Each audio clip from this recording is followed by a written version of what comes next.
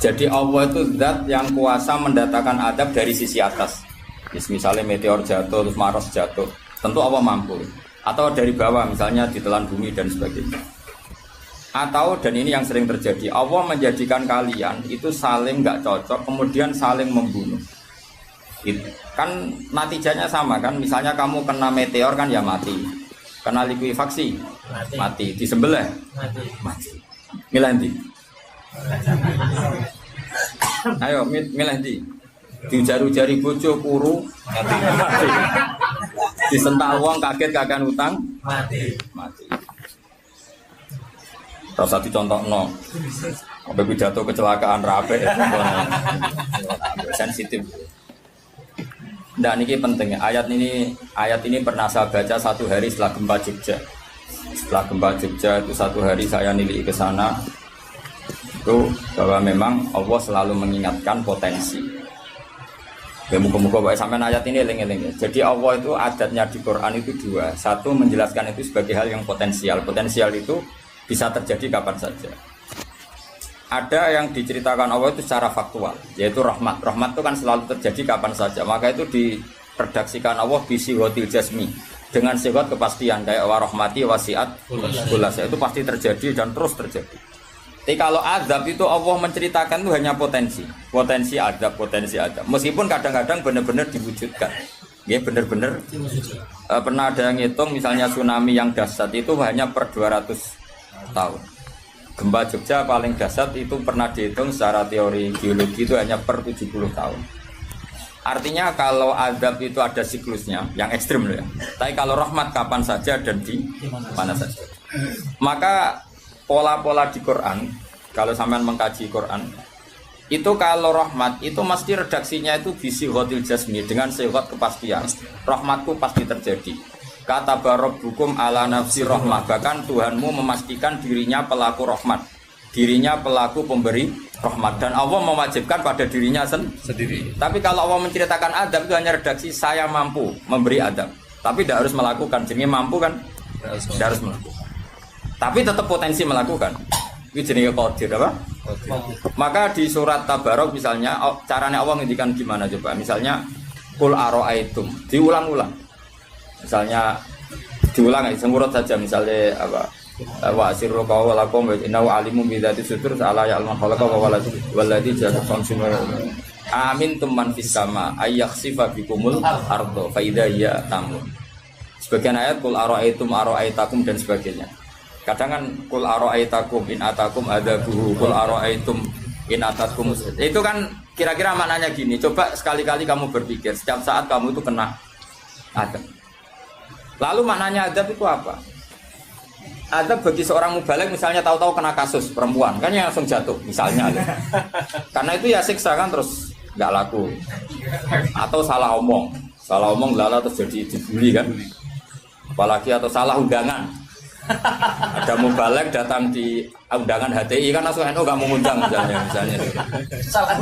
Salah undangan macam-macam tuh. Tapi nak wong keramat itu bebas hambatan. Lala rapi keramat itu jauh keramat. Nah ini rumah tenan ya.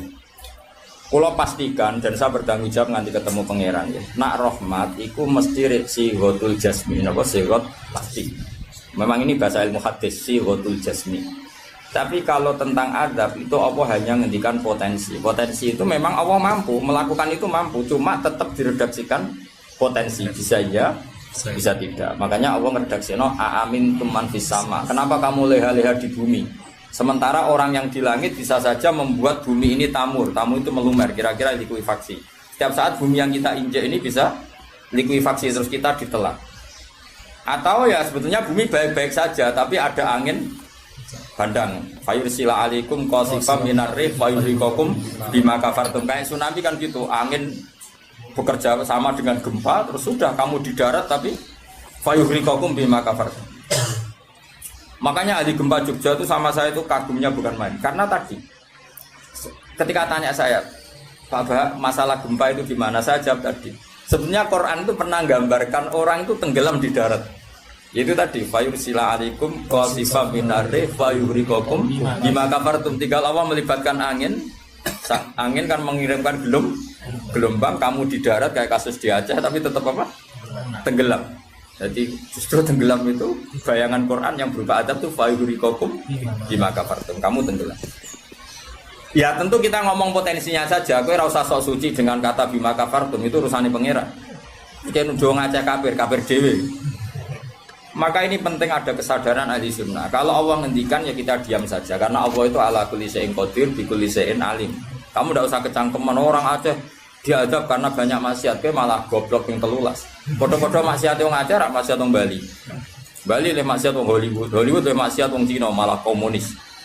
Enggak usah ngomong gitu. Pokoknya adab itu Allah kuasa mengadab siapa saja. Tapi kita berhenti di situ, tidak usah ngomong siksa karena dosa. Karena kalau kamu ngomong dosa diperbandingkan ada daerah yang lebih dosa atau itu tidak wilayah kamu. Terus misalnya ono kisah melarat, Qur'ane ra barokah. Yo ora usah nuduh ngono, iso wae justru melarat iku barokah, mergo ra kakean hisab go duwe wong. Justru pidato laris iso ora barokah, kakean go duwe wong. Rumah samu ora ono tanggung jawab. Kan kita tidak pernah tahu. Iya. Jelas ana walatus aluna yauma idzin anina. Semakin dapat banyak tanggung jawabnya semakin banyak. Ora iso terus pilih-pilih wah kuti ilmuku barokah lari-lari mbahmu. Enggak mesti semua di dunia itu enggak mesti semua. Yang sedang rezekinya banyak bisa saja hisabnya banyak. Tapi bisa saja memang barokah. Wong bodoh ya melarat wis iki. Tapi sing ra di rezeki iso wae azab, iso wae ngringakno hisab. Kita kan enggak pernah tahu. Nawali mesti ngringakno hisab. Tapi nak wali pancen ya aki-aki adab. Umume wa may takila ala makhraja wong ora tau untuk makhrajan niku wis perlu dicurigai napa. Saulang lagi ya. Maka baca Quran di akhir zaman itu separuh tidak apa-apa. Ya sudah Allah itu mampu yuhrikokum.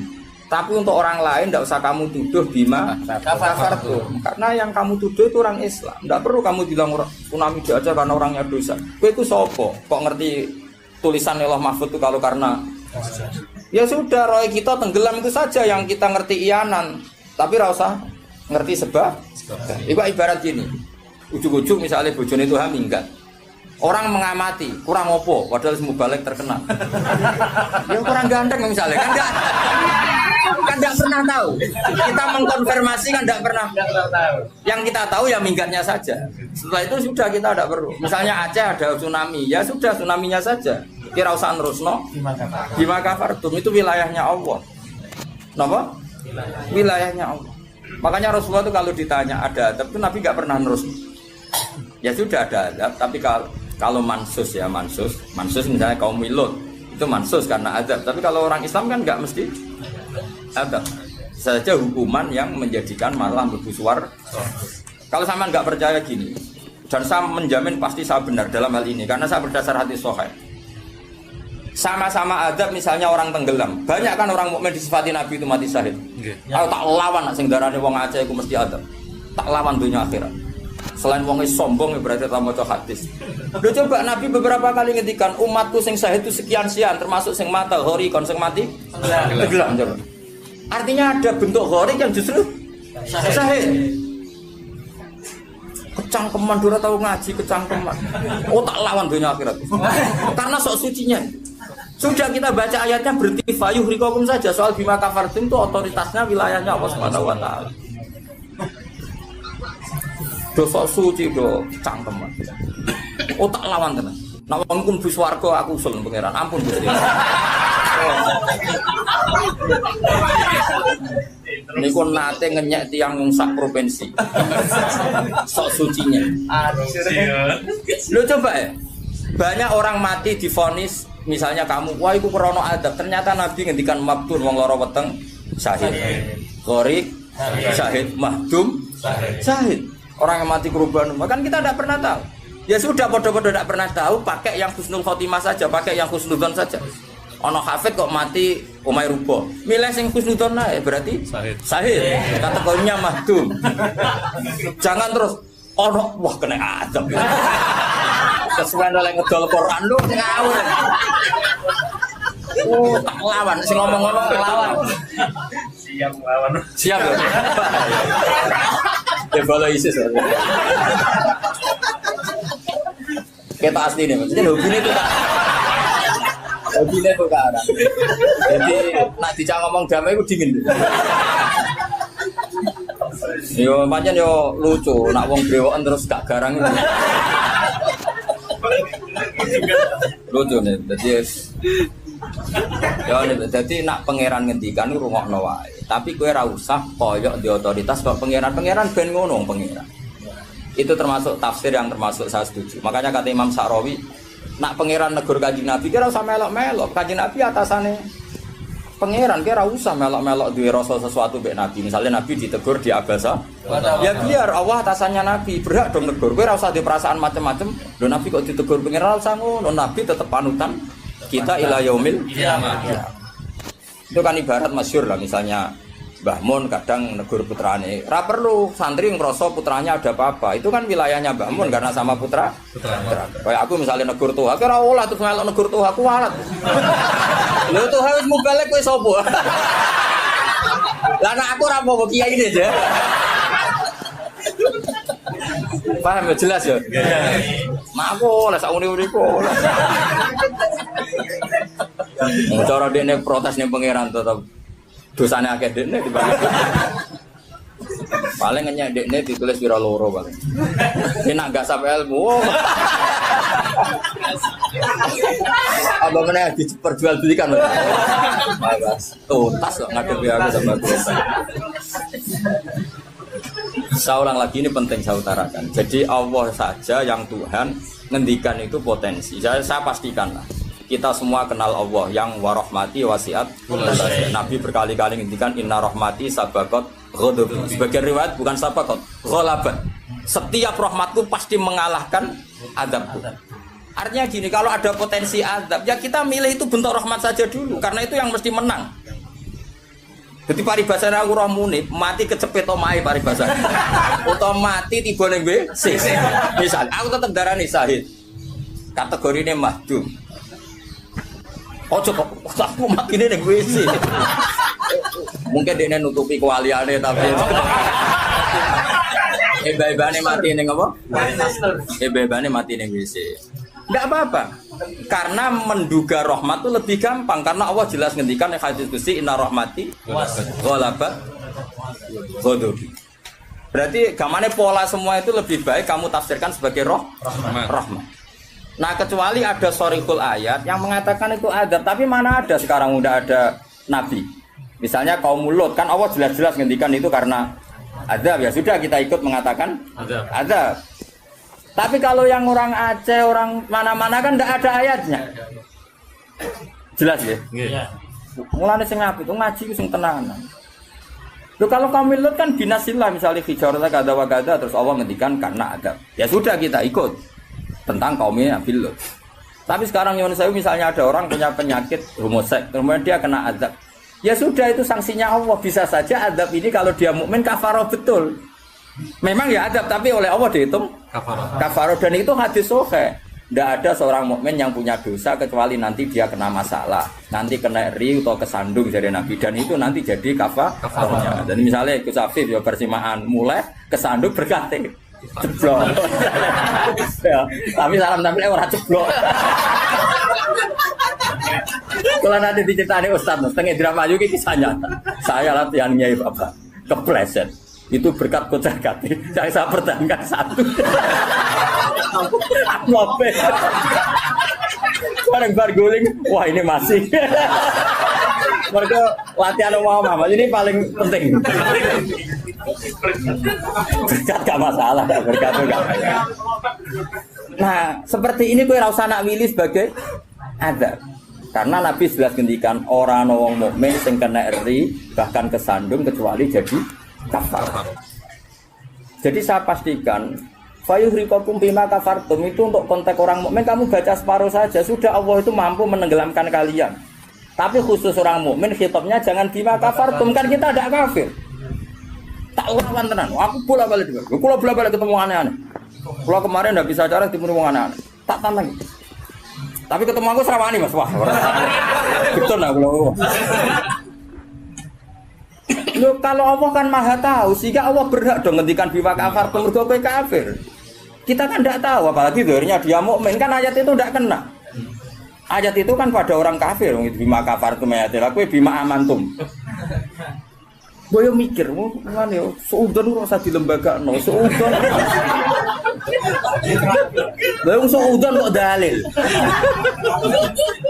Bisa ada panggungnya dia. Wong seudon siri welek, mana seudon kok dikai panggung. Jajak aja bisa. Dia seudon kok di lembaga, no. Tak lawan yakin tuhnya. Gue sampai suarga lah tak protes, nah gue aku tetap bahaya itu bahaya sekali. Orang terima bahaya sekali. Ya saya ulang lagi ya. Jadi kata qadir itu potensi, kenapa? Potensi nggak mesti terjadi karena kita tahu warahmati wasiat. Inna rahmati sabaqat ghadabi wa firyatin ghalabat. Jadi kalau ada fenomena tak pilih dulu itu rahmat, terutama kalau pada orang mukmin. Misalnya ono toha bojone minggat tari rahmat, namun untuk sing apa itu aja. Selalu pengen. Misalnya bojo minggat, namun apa diganti sing luwih, nom wis ngono tak pilih ku. Engko sing minggat tak mulai nek. Ternyata rapi piye wae bahaya nek ora mulai malah ono penggantine tenan kan. Mulane ngaji to, pun nang anut kula. Fayukhrikakum bima kafartum. Sing berhak ngendikan bima kafartum iki sapa arah pengira. Wong yang terjadi di Indonesia udah do mukmin, mana mungkin kita teruskan bima kafartum. Rungokno tobat wong-wong. Awas ya dunya tak elang. Aman Nabawi anut Sayyidina Ali. Dari Sayyidina Ali, aku sok ben ketemu pengiran pertama, nglapurno wong sing masalah mbak. Ana awwalu man yatsu baina yadir rahmanil khusuma. Aku wong pertama sungkeman yang pangeran. Iku apa konfirmasi musuh aku bener di. Aku sih yakin ngono. Aku sebenarnya yo ngono. Ulama dilawan bal ngenyek. Yakin wis ora yakin. Oke, ana awaluman yajsu baina yaday rahman lil khusumah. Yajsu iku apa sungkeman. Songo kata jasa yajsu. Aku wong pertama pas ketemu pangeran sungkeman mengkonfirmasi itu tolong Gusti putuskan saya atau mereka yang benar. Aku lah yang ngono harinya. Sowan wong dilawan ngawur ya. Quran wae pangeran ngitikan apa saja sah karena Allah itu alimum bidzati sudur bikulli syai'in. Alim kita ini siapa? Kita kan enggak tahu detailnya orang-orang mukmin. Enggak usah kamu vonis itu azab.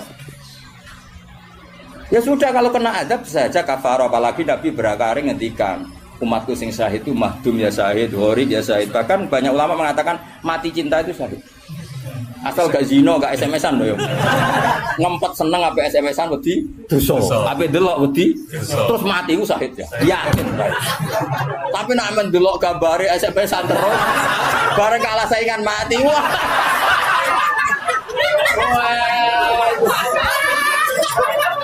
Gak syahid blas yo. Sama saya. Karena dia tetap ngumbar nafsu kan. Cuma keok kan ngono. Ora nih sing koyo muni kan ape delok rawani. Mosok jenggoten kok. Ape takok ya rawani. Pas ketemu sing disenengi duwi lho. Wah, iku nak mati nih. Oh tak salati mimit ngono. Nak salat mayit takbir piro? Papat. Khusus kowe 7. Itu jak 8. Loh, jangan kira tuh gak sah loh. Salat mayit ditakbiri piro wae? Sah. Masyhur ning gone fikih, tapi rasa galiran anyar. Loh aku ahli fikih rasa mbok debat kan banyak mengatakan Allah Akbar itu zikir sehingga jumlahnya tidak perlu dibatasi. Cuma saiki wis milih papat ae. Papat ya umumnya. Aku nganti lali jumlahnya. Cuma nak soben suatu saat nak muni mati saya aku piro jadi 7. Itu.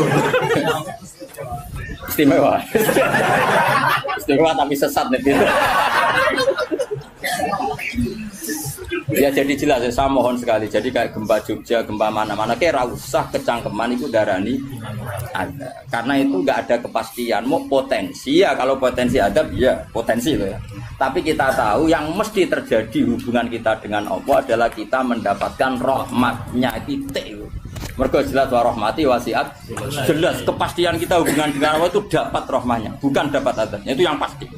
Meskipun sekali-kali ada.